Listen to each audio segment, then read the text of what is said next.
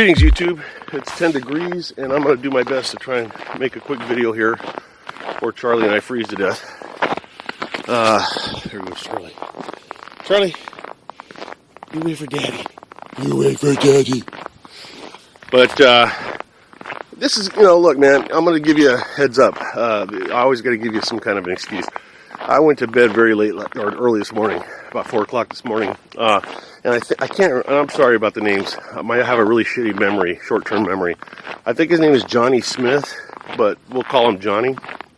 He's one of the followers on this channel. And Johnny, message to you. I can never respond to your messages. So you say some pretty provocative and profound and interesting things, and it's frustrating because I can't respond. It's a Google thing. I don't know what it is, but there's never a respond option for you. So please don't think that I'm ignoring you, man. I guess I'm kind of falling in love with you. No, I'm just kidding. But I don't want you to think that I'm ignoring you, man. I'm not blowing you off, so to speak. The fuck? Okay, here it is. This kind of spawned off of the last video I did, Kelly Thomas. I'm very tired and I'm very cold, so I'm going to be mumbling here. He sent me a link, and I'll try and figure out how to do that and see if I can include that too. But it's a link to a video, and he asked me what my thoughts were on it. And, it's another police abuse video. And on the one hand, I don't want this to turn into the, police abuse channel. On the other hand, these are valid questions. And I would ask him to, if the situation were reversed. None of what I say is going to make sense unless you go watch the video. So click the link, watch that video, and then my response may make a little sense, or I'll screw it up so bad because of the cold and my inability to do a video when I'm tired. I'm going to assume that you've seen the video here. So let's take it from, and again, it was very late when I watched it. And like all my videos, I'm ad-libbing here, so forgive me. Okay, enough of that bullshit. My first thoughts after watching the video is it's completely fucked up. The one cop that was like completely flipping out. I mean, dude, no matter how much you try to justify what this guy said or did, you lose it when he talks about executing the guy and, pumping 10 rounds into his chest and his partner would back him up and shit. Now, here comes the fucking controversial part. Like I said, I'm always very upfront and honest, and sometimes that's my problem. I'd be lying to you if I said that I did not have those exact conversations with suspects. Talking about, man, you're lucky I didn't just fucking empty my clip into your stupid ass. Yeah, I've said very similar things. That whole conversation that he had, if you want to call it that, with that concealed carry guy, is almost verbatim to shit that I've said. But here's the difference. And, a lot of you aren't going to understand this, or a lot of you are going to say, hey, well, you're still fucked up, and that's cool. When I was having that discussion, I had discovered a weapon on a guy who didn't tell me he had it, and I was in, California, in the dark projects, and when I mean dark, I mean in the middle of the night. Fuck it, every way you can imagine dark is how I mean it.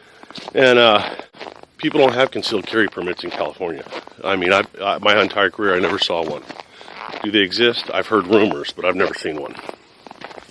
So, you stop a guy or a group of people and you're talking to them, and then the situation goes from a stop to a detention. It goes from a, hey, what's going on? And then something happens and you end up, turning it into a lawful detention. And then you find out a dude's packing a gun. And then you take the gun off of him. And you run him, and you find out he's wanted for everything from carjacking to home invasion. Guy's a bad guy. He's going to get the same fucking speech you heard this officer give this dude. Where I have a huge problem with this guy, he was giving the fucking speech to the wrong dude. This is some good citizen, or at least, I don't know if he's a good citizen, but he's hadn't broken the law that was clear there. There was nothing that clearly said, hey, this guy's a criminal. And he was very cooperative. Okay, if he forgot to mention, I don't know Ohio law, but apparently you got to mention that you're carrying a gun. And if that's the case, and he didn't do it, then, you handle it, but you don't fucking, he treated this guy like he was the biggest asshole. Now, let's break it down a little further. I found it ironic, and one of the guys that made a comment on that video hit it right on the head. He said something about, because the cop had said, you know, the main guy there, the main cop had said something about, didn't you learn this in training, that you're supposed to identify that you have a weapon on you? And one of the people that commented said something about, what about your training and your fucked up tactics? Charlie, get in the truck. Up, up, up, up, up, up, up, up, up, up. Good boy. That, you know, that's probably the most profound part of that whole video, because tactically, you know, an officer, if you're watching this, if you're still an officer, that's probably the most fucking pathetic excuse for tactics I've ever seen in the history of my life. I mean, even even cop haters, man, were calling out the shit that should have happened. I mean, I think a lot of the this is not to excuse it, but a lot of the frustration that you saw in that video and the anger was at himself. Because, and I don't know the dude, he may be an asshole, he may be a great guy. But I think what happens is cops that fuck up and step on their dicks like that get mad at themselves, and of course, you know, you can't kick your own ass in the middle of a fucking stop, so you take it out on the suspect or the person that's bullshit. And that's, I think, what happened, because here his partner had his fucking egghead in the backseat of that car, and if the driver was a fucking felon who didn't want to go back to prison, that cop's brains would have been all over the back seat. Both those cops know that. You know, and they're sitting there right from the get-go. You know, the cop, when I say the cop, I'm talking about the main guy. You know, he's got a fucking flashlight in his weapon hand. He's not ready to respond. He's all pumped up, and I think he's fucking wind. Okay, back with you. Now, look, I want to make it clear too that I'm not tearing this guy's tactics apart because I think I'm Johnny bitchin' cop and I could do it better. I have made more tactical mistakes than. The fuck are you saying to me? Washer fluid low. Leave me alone. I've made more tactical mistakes than any cop alive. I mean, you know. Oh shit. Goddamn eagle just flew by and I'm in here fucking with you guys. I could be taking a picture. Bald eagle. Okay, listen, you spend enough time in the projects and a fucking bald eagle flying by is like an orgasm, you know what I'm saying? So, yeah, I do this because I believe that maybe some young cops, and who knows, maybe even some old crusty fucks will watch this video accidentally, hate my guts, but maybe pick up a thing or two. Who knows? Maybe be reminded. You know, we learn our tactics, and then we fucking get caught up with emotion like this guy did. And, you know, what this dude did, listen, this is why there's a civil system. You understand? And, you know, there'll be a lawsuit. I think I saw somewhere in the notes that there was a lawsuit. And that's the way it should be. That's what that system's... Listen, the citizen did the right thing. The cop was freaking the fuck out, and the citizen was just as calm and collected as can be. And I go back and forth because I can tell by a few subtle things the cop said that was a shitty intersection. Clearly this was a place, and I don't know anything about this, I'm guessing here, but clearly this was like a high fucking crime area, prostitution, probably some drug activity. The cop felt that this prostitute, or this chick was a prostitute, and that was her pimp. And listen, I'll go on his expertise any day over the statements of some fucker sitting in a car. So, more than likely, I'm going to say that the odds were that the dude was probably out there up to some no good. However, he had an excuse that sounded pretty legitimate, could have been well rehearsed. I don't even give a fuck, because I'm not here to discuss his actions. I'm here to discuss the cop's actions, because somebody asked me to. So, you know, like I said, tactically, it was a fucking nightmare. They had no control over that situation. Some guys think that they can just pump up their chest and talk shit, and that's controlling the situation. Listen, if you run into a fucking Chinese humpback dwarf and he's got fucking murder on his mind, none of that shit's gonna matter. You're not gonna scare anybody if a guy's gonna fucking go for it. So, you know, best to be calm, cool, and collected. Now, who knows? Maybe the dude's wife just left him. Maybe fucking his sister died. Who knows what's going on? You know, he wasn't a young-looking dude. I can make more excuses and justify young cops fucking up because... You know, you give some young fucking 21-year-old a badge and a gun, and then you stick him in the middle of a shit pile and tell him to go face-to-face and toe-to-toe with the worst fucking people. You guys would be surprised what people do to each other out there. You know, you watch these crime shows and you think you got it, but when you're stepping in it and sliding all over the fucking floor in it, and you're fucking talking to the survivors, and you're, you know, guys that got caught fucking their little 8-year-old daughter and pulled a gun out and shot everybody in the house, including the girl next door that was visiting, and the wife, the mom, the other kids, and then himself. Go into that house someday. It does fucking wear on you, all right? So, to get out of the job if you can't handle it. Well, listen, before you throw that at a cop or anybody else, What about you and your job? What if you work at the fucking 7-Eleven and you got some fucking boss that's up your ass, or citizens are fucking with you? Are you 100% on your game every fucking day? No. Don't expect that to be this, if you go to a fucking Denny's and you say, ma'am, could you bring me the A1 steak sauce? And she's like, Jesus fucking Christ. Then you complain to the management. There's recourse. Okay, and you do what you got to do. If a cop fucking tells you he should have fucking emptied his Glock into your chest, you file a fucking complaint, man. And that's what happened. Now, there's cops out there right now going, look at this motherfucker telling people to file complaints. Look, man, some of you motherfuckers don't even deserve to be on the job, all right? Now, I'm not saying that about this dude. This dude is probably a really good cop.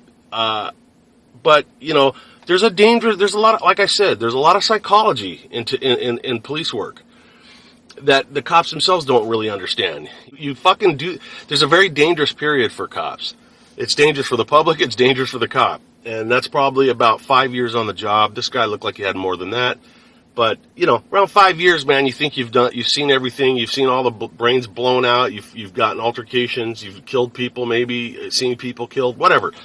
And that's about the time you start getting dangerous. Okay, you get into the 10-year cop. He's had some incidents that have shown him that it's more than just the badge and the gun. You got to fucking know what you're doing, man. And so those guys are usually a little bit more stable, right? But, you guys some people talked about, well, this guy looked like he's on steroids. I hope not.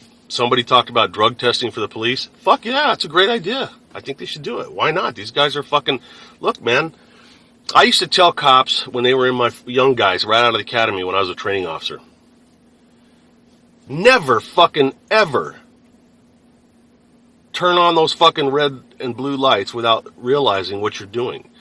A whole series of shit takes place. Or when you tell somebody, hey, can you come over here? I need to talk to you for a second. You are completely interrupting the flow. And I'm talking to cops now, young cops, because old guys are going to tell me to fuck off. But you young cops, the mere fact that you've got a badge on, that is given to you by the faith of the people of the city you work for, right? So when, fucking Joe Citizen's walking down the street and all of a sudden you hear somebody go, hey, come over here for a second, I need to talk to you. Well, if it's anybody else, you can tell him to fuck off. If he tells you to fuck off, there's consequences. Whether you're right, legally or not, there's consequences. If you're some nutcase cop, he could end up dead. If you're fucking having a bad day, who knows? Maybe if you're a violent cocksucker like these guys with the Kelly, Thomas thing.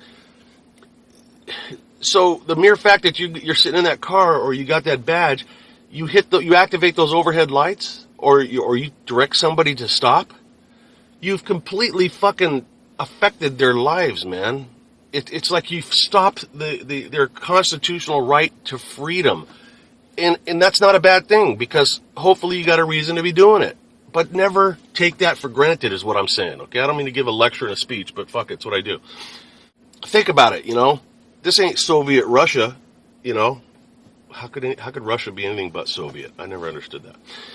I guess it was the Soviet Union.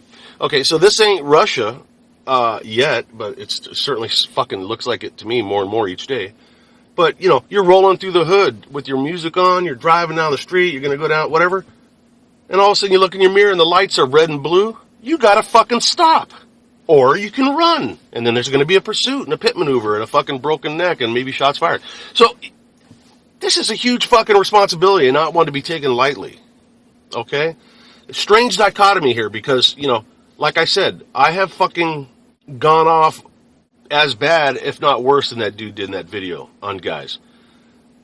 But those guys were getting booked on felonies, man, and they were fucked up people, man, with serious fucking crimes against fucking other people, yeah? See, man, if you're carrying a gun and you're on parole for fucking armed robbery, I don't fucking owe you any goddamn respect, and I may, depending on what you do, I'm probably going to treat you semi fucking kind. But you step one cunt hair out of line and you've already fucking stuck a gun in somebody's face that could have been my mom or my sister or whoever's watching this video's fucking son or daughter. You're going to hear some shit that's going to make that dude look like Dr. fucking Seuss, okay? because I don't know you nothing. I don't know you respect when you're a fucking cancer cell on the asshole of humanity. Here again, and I'll end this. This guy picked the wrong fucking dude. Even if he was illegally fucking parked there. You don't fucking... He went off and he said some shit, man. You know, that fucking dude is never going to forget that shit. What if that was some young guy's first encounter with the cops, man? You know, and I'll end it with this. This is the sickest part of all, which I don't fucking understand at all. What the fuck are these cops doing? Don't they... You know, in my day, we didn't have fucking, you know, audio recorders and video like this. Do they just forget, or do they not give a fuck? Why would you say... My partner, you know, fucking murder your ass and whatever he said, you know, my fucking execute your ass. Yeah, you know, lucky I didn't execute, my partner would back me up. Why would you say something like that when you know you're fucking being recorded, man? You know, to me, that is probably the biggest fucking question. Now, the dude with the gun, I hope he fucking still has his gun permit. I mean, you know, you don't fuck people over because you made tactical mistakes. You go home and you look in the mirror and you say, man, I fucked up. How do I not fuck up again? Okay? Because dickhead that stuck his head in the back seat there with a driver that had never been fucking talked to or searched, endangered his partner and everybody else. I'm talking to you if you're watching it. And I know these guys sit around and watch these videos. They Google themselves and shit. Of course, we're all human. So, I'm talking to you, dude. You seemed like the calmer of the two, but wow, dude, you're lucky you're still fucking alive. And if that guy was wanted for murder in Texas and he blew your brains out, and these are all scenarios I've fucking seen the aftermath of, you know, now your fucking partner's alone with fucking two guys and a chick, and who knows, maybe they're all fucking armed. Maybe it's Bonnie fucking Clyde. You know, they could all be packing weapons. So the message to the citizens is, you know, watch the video with the link I put on there if I can figure out how to do that. If not, Johnny, help me out with it. I hope I answered your question, man. I mean, you know, whatever, man. I'm getting out of here. LMS Tactical, you guys stay safe. I'm cold. I'm out.